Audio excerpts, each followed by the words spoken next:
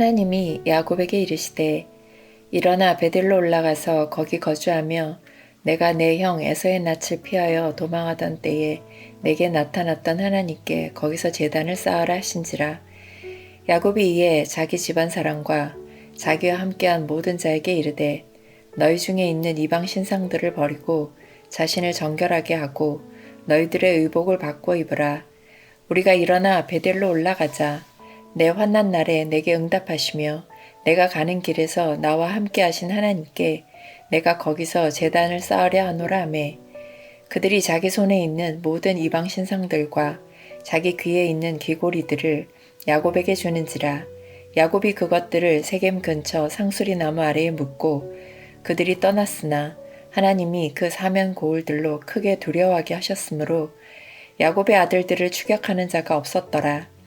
야곱과 그와 함께한 모든 사람이 가나안 땅 루스 곧 베델에 이르고 그가 거기서 제단을 쌓고 그곳을 엘베델이라 불렀으니 이는 그의 형의 낯을 피할 때에 하나님이 거기서 그에게 나타나셨음이더라.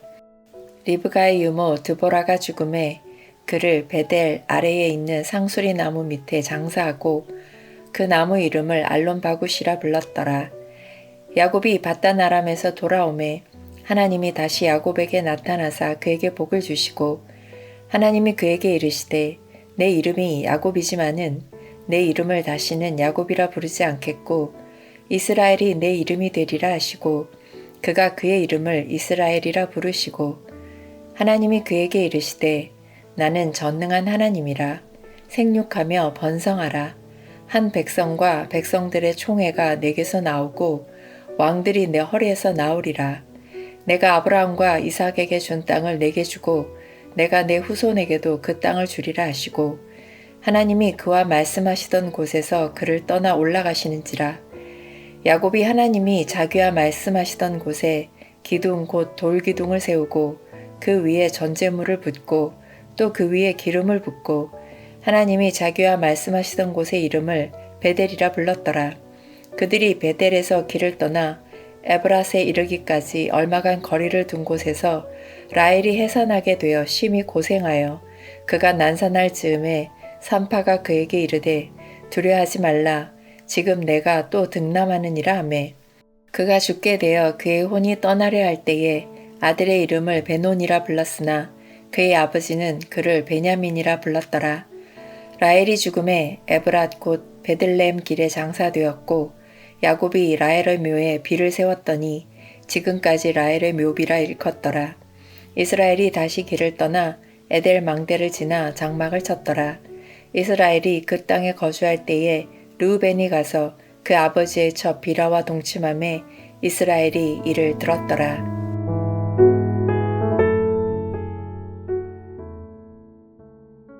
야곱은 하나님과 약속했던 베델로 곧장 가지 않았습니다.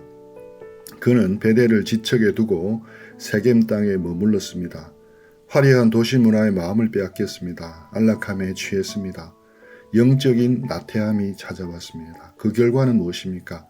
하나밖에 없는 딸 디나가 수치를 당했습니다. 아들 시므온과 레위는 거룩한 언약의 표인 할례를 복수의 도구로 전락시켰습니다. 세겜 사람들을 무참히 학살했습니다. 야곱의 가문은 풍비박산이 났습니다. 가나안 족속들이 언제 연합하여 쳐들어올지 모르는 절체절명의 위기입니다. 야곱은 두려움에 떨며 절망합니다. 영적인 가장으로서의 권위는 땅에 떨어졌습니다. 언약 백성의 정체성은 산산조각이 났습니다. 숨조차 제대로 쉴 수 없는 캄캄한 밤입니다. 그런데 바로 그 절망의 순간 침묵을 깨고 하나님의 음성이 들려옵니다. 1절입니다. 하나님이 야곱에게 이르시되 일어나 베델로 올라가서 거기 거주하며 내가 내 형 에서의 낯을 피하여 도방하던 때 내게 나타났던 하나님께 거기서 제단을 쌓으라 하신지라. 참으로 놀라운 은혜입니다. 하나님은 실패한 야곱을 꾸짖지 않으십니다. 내가 어찌하여 세겜에 머물렀느냐? 내 자식들의 죄악이 이토록 크냐? 정죄하지 않으십니다. 대신 살 길을 열어주십니다. 무너진 야곱을 찾아오십니다. 그리고 말씀합니다. 일어나 베델로 올라가라. 베델이 어떤 곳입니까? 30여 년 전 형을 피해 도망치던 야곱이 돌베개를 베고 자던 절망의 들판이었습니다.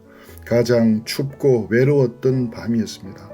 바로 그곳에서 하나님은 야곱을 찾아오셨습니다. 사닥다리 환상을 보여주셨습니다. 내가 너와 함께 하겠다고 약속하셨습니다.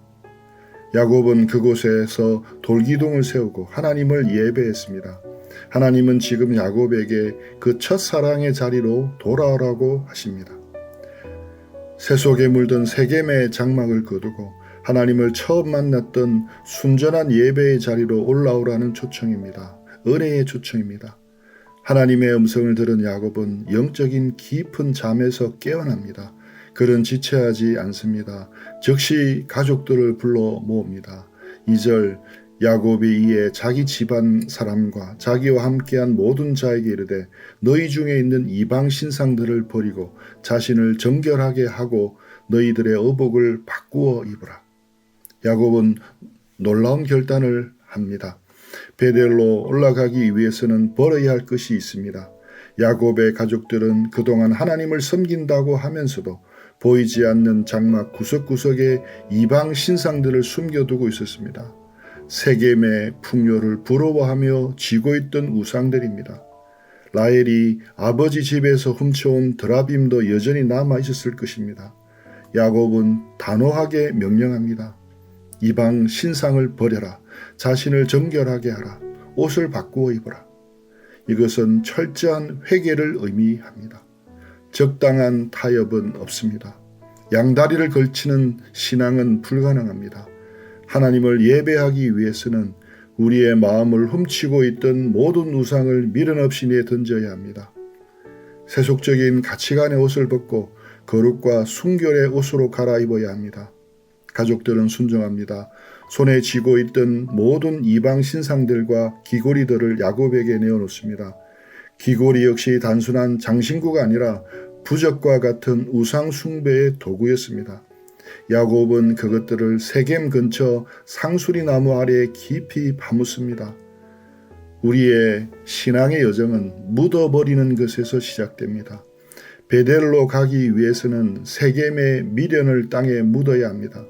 철저한 포기와 단절이 있을 때 비로소 참된 예배가 회복이 됩니다. 우상을 묻어버리고 베델을 향해 길을 나서는 야곱의 일행을 보십시오. 그들의 발걸음은 무거웠을 것입니다. 뒤통수가 따가웠을 것입니다. 세겜 주변에 수많은 가나안 족속들이 언제 칼을 들고 쫓아올지 모르는 두려운 상황입니다. 하지만 어떤 일이 일어납니까? 5절 그들이 떠나서나 하나님이 그 사면 고울들로 크게 두려워하게 하셨으므로 야곱의 아들들을 추격하는 자가 없었더라. 할렐루야, 하나님께서 일하십니다.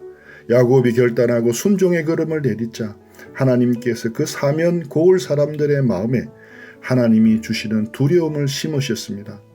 아무도 야곱을 추격하지 못하도록 막아주셨습니다. 마침내 야곱은 베델에 도착합니다. 그곳에 제단을 샀습니다. 그리고 그곳 이름을 엘 베델이라 부릅니다. 베델의 하나님이라는 뜻입니다. 30년 전 야곱은 그 장소에서 감격했습니다. 하나님의 집이요 하늘의 문이로다 라며 공간의 의미를 부여했습니다. 하지만 산전수전을 다 겪고 다시 돌아온 지금 야곱의 눈은 장소가 아닌 그곳에 임재하시는 하나님을 향하고 있었습니다. 신앙의 본질은 체험이 아니라 하나님과의 깊은 인격적인 관계입니다. 엘 베델, 베델의 하나님을 부르며 엎드린 야곱의 눈에는 뜨거운 눈물이 흘렀을 것입니다. 신실하신 하나님의 은혜가 야곱의 굳은 심령을 완전히 녹여버린 것입니다. 그런데 은혜의 절정에서 성경은 갑자기 슬픈 죽음의 소식을 전합니다. 8절 리브가의 유모 드보라가 죽음에 그를 베델 아래에 있는 상수리 나무 밑에 장사하고 그 나무 이름을 알론 바굿이라 불렀더라. 드보라는 야곱의 어머니 리브가의 유모였습니다. 리브가가 시집 올 때부터 평생을 함께한 여인이었습니다. 야곱을 어릴 적부터 품에 안고 길렀던 영적인 어머니와도 같은 존재입니다. 타향살이를 마치고 돌아온 야곱에게는 가장 큰 위로처였을 것입니다. 그런데 그 드보라가 죽었습니다. 야곱은 그녀를 상수리 나무 아래에 묻고 펑펑 웁니다. 그 슬픔이 얼마나 컸던지 그 나무 이름을 알론 바굿, 즉 통곡의 상수리 나무라고 불렀습니다. 베델에 돌아와 영적인 회복을 누리는 벅찬 순간에 왜 이토록 큰 슬픔이 찾아왔을까요? 신앙생활을 잘하면 모든 아픔이 비껴나가야 하는 것 아닙니까? 성경은 그렇게 말씀하지 않습니다. 우리가 밟고 있는 이 땅은 장차 망할 성입니다. 눈물과 이별, 질병과 상실이 끊임없이 찾아오는 슬픔의 땅입니다. 은혜 받았다고 해서 육신의 고통이 사라지는 것은 아닙니다. 하나님의 백성도 통곡의 상수리 나무 아래에 서야 할 때가 있습니다. 사랑하는 이를 잃고 가슴을 찢으며 울어야 하는 날이 반드시 있습니다. 하지만 하나님은 야곱을 그 슬픔 속에 내버려 두지 않으십니다. 하나님께서 야곱에게 다시 나타나십니다. 복을 주십니다. 창세기 35장 10절로 12절입니다. 하나님이 그에게 이르시되 내 이름이 야곱이다마는 내 이름을 다시는 야곱이라 부르지 않겠고 이스라엘이 내 이름이 되리라 하시고 그가 그의 이름을 이스라엘이라 부르시고 하나님이 그에게 이르시되 나는 전능한 하나님이라 생육하며 번성하라. 한 백성과 백성들의 총회가 내게서 나오고 왕들이 내 허리에서 나오리라. 내가 아브라함과 이삭에게 준 땅을 내게 주고 내가 내 후손에게도 그 땅을 주리라 하시고 드보라의 죽음으로 깊은 슬픔에 잠긴 야곱에게 하나님은 언약을 새롭게 갱신해 주십니다. 속이는 자 야곱이 아니라 하나님과 겨루어 이긴 자 이스라엘로서의 정체성을 다시 한번 확정해 주십니다. 아브라함과 이삭에게 주셨던 그 위대한 언약, 곧 땅과 후손의 복을 야곱에게 고스란히 부어주십니다.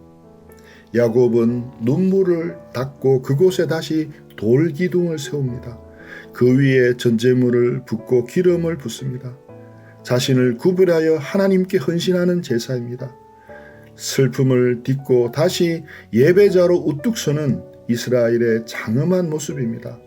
16절 그들이 베델에서 길을 떠나 에브라스에 이르기까지 얼마간 거리를 둔 곳에서 야곱의 일행은 베델을 떠나 남쪽으로 향합니다. 그들의 목적지는 아버지 이삭이 있는 헤브론입니다. 그런데 그 길 위에서 예기치 못한 비극이 찾아옵니다. 야곱이 가장 사랑했던 아내 라헬이 해산을 하게 된 것입니다. 성경은 산고가 심하여 그가 죽게 되어라고 기록합니다. 죽음의 그림자가 산실을 덮쳤습니다. 라헬은 마지막 숨을 몰아쉬며 아들을 낳습니다. 그리고 그 아이의 이름을 베논이라고 부릅니다. 슬픔의 아들이라는 뜻입니다. 자신의 생명을 내어주고 얻은 아들을 보며 라헬은 무엇을 느꼈겠습니까? 내 인생은 결국 이렇게 슬픔으로 끝나는구나. 남편의 사랑을 독차지하려 애썼고 언니와 치열하게 경쟁하며 살아왔는데 그 끝이 길 위에서의 외로운 죽음이구나. 그녀의 마지막 고백은 뼈저린 상실과 허무였습니다. 라헬은 베들레헴 길가에 묻힙니다. 약속의 땅에 들어왔지만 정작 사랑하는 남편과 함께 거처할 집에도 이르지 못한 채 차가운 땅 속에 눕게 된 것입니다. 하지만 야곱의 반응을 보십시오. 18절 하반절입니다. 그의 아버지는 그를 베냐민이라 불렀더라. 야곱은 아내의 유언과도 같은 이름을 거절합니다. 슬픔의 아들이라는 꼬리표를 떼어내고 베냐민 즉 오른손의 아들이라는 새 이름을 지어줍니다. 오른손은 성경에서 권능과 존귀 그리고 하나님의 도우심을 상징합니다. 여기에 야곱의 깊은 영적 변화가 담겨 있습니다. 과거의 야곱이라면 아내를 잃은 슬픔에 매몰되어 함께 절망했을 겁니다. 하지만 지금의 야곱은 이스라엘입니다. 그는 죽음 너머를 봅니다. 아내의 죽음은 인간적으로는 거대한 슬픔이지만 그 죽음을 통해 새로운 생명이 태어났음을 믿음으로 고백하는 것입니다. 라헬이 죽어간 그 자리는 훗날 베들레헴이라고 불리게 됩니다. 그리고 수천 년 후 바로 그 자리에 진정한 베냐민, 하나님의 오른손의 아들이신 예수 그리스도가 탄생합니다.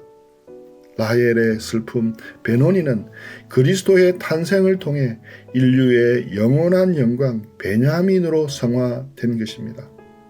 그런데 슬픔의 여운이 가시기도 전에 본문은 또 하나의 충격적인 사건을 기록합니다.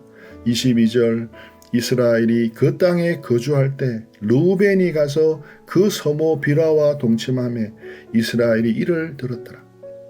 참으로 참담한 소식입니다.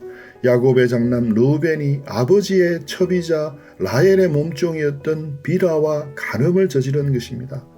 이것은 단순한 도덕적 타락을 넘어선 폐륜이었습니다. 고대 근동에서 아버지의 침상을 범하는 것은 아버지의 권위에 정면으로 도전하는 행위이며 가문의 질서를 뿌리채 흔드는 악행이었습니다. 야곱은 라헬을 잃은 슬픔에 젖어 있는데 가장 믿었던 장남은 아버지의 가슴에 대못을 박았습니다. 본문은 이 사건을 전하며 이스라엘이 이를 들었다라고 짤막하게 기록합니다. 야곱은 침묵합니다. 아무런 대꾸도 징계도 하지 않습니다. 하지만 이 침묵은 방관이 아니었습니다. 그것은 찢어지는 가슴으로 감내하는 하나님의 사람의 고통스러운 인내였습니다. 이 사건은 우리에게 인간의 본성이 얼마나 부패했는지를 적나라하게 보여줍니다. 베델에서 제단을 쌓고 거룩을 선포했지만 돌아서자마자 언약의 가문의 장남이 이런 끔찍한 죄를 범합니다. 이것이 우리의 실체입니다. 은혜를 받아도 우리는 여전히 죄에 취약한 존재들입니다. 르우벤의 죄는 훗날 야곱의 마지막 축복의恩에서 그 대가를 치르게 됩니다. 그는 장자의 명분을 잃게 됩니다. 그런데 22절 하반절부터 갑자기 분위기가 반전됩니다. 야곱의 아들들은 12이라. 그리고 야곱의 12아들의 명단이 쭉 나열됩니다. 간음과 폐륜이라는 어두운 사건 바로 뒤로 하나님은 언약 백성 이스라엘의 기초가 될 12지판의 명단을 배치하십니다. 이것이 무엇을 의미합니까? 인간의 죄악이 하나님의 언약을 파괴하지 못한다는 선언입니다. 르우벤은 추악한 죄를 지었으나 하나님은 여전히 야곱의 12아들을 통해 하나님의 나라를 세워 가십니다. 교회는 의인들의 모임이 아닙니다. 허물 많고 죄 많은 자들이 하나님의 불가항력적인 은혜에 붙들려 세워지는 곳입니다. 르우벤과 같은 죄인, 시므온과 레위 같은 살인자, 유다 같은 음행자가 섞여 있는 이 부끄러운 명단이 바로 거룩한 이스라엘의 시작이 되었습니다. 이것이 은혜가 아니면 무엇이겠습니까? 말씀을 마무리하면서 형제 자매들에게 질문을 한 자 던져보겠습니다. 오늘 여러분의 영적인 주소는 어디입니까? 혹시 세겜의 화려함에 취해 베델로 올라가는 길을 잊어버리지는 않았습니까? 세상의 방식과 타협하며 영적인 기준이 바닥까지 떨어지고 있지는 않습니까? 그 결과로 인해 두려움과 절망의 밤을 보내고 계십니까? 오늘 하나님의 음성을 들으십시오. 일어나 베델로 올라가라. 내 손에 꽉 쥐고 있는 탐욕의 신상들을 미련 없이 땅에 묻어버리십시오. 거룩한 옷으로 갈아입으십시오. 베델의 하나님 엘 베델을 간절히 찾고 구하십시오. 비록 삶의 길목에 알론 바굿 통곡의 상수리가 우리를 기다리고 있을지라도 결코 낭망하지 마십시오. 하나님은 그 눈물의 골짜기에서 여러분을 이스라엘이라 부르시며 영원한 하늘의 복으로 안아주실 것입니다. 이 은혜가 모든 형제자의 삶에 가득하시기를 간절히 축원합니다. 우리 들은 말씀 묵상하면서 기도하며 주님과 교제하는 시간 가지겠습니다.